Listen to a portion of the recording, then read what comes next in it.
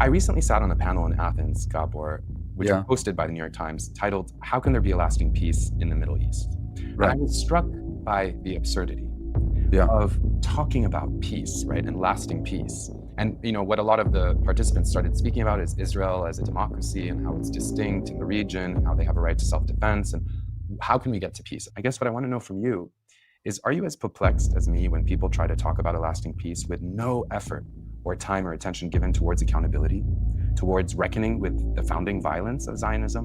Isn't peace without accountability just a continuation of domination and colonialism and war, but maybe by other means? Well, you don't get to be New York Times bureau chief without being blind. Fair enough. Look at Chris Hedges.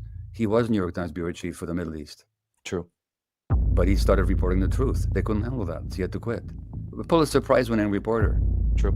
These people are not unintelligent, but they don't get to be in their positions without either consciously or unconsciously shutting their eyes. And they have their families to support.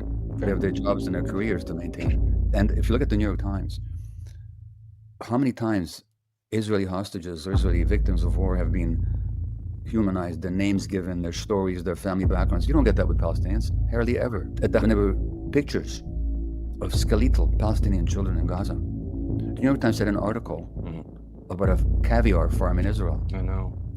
Where the workers went to work despite the war to ship caviar to Europe.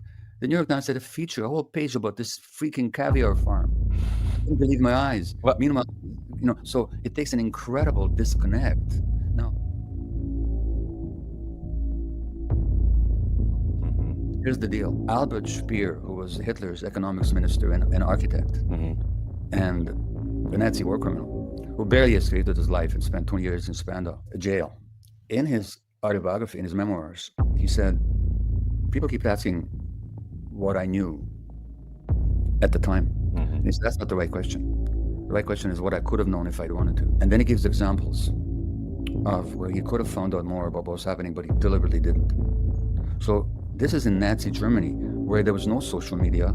There was no alternative media where you could find out the truth. There was not a Haaretz, which not consistently, but often enough tells the truth about the occupation.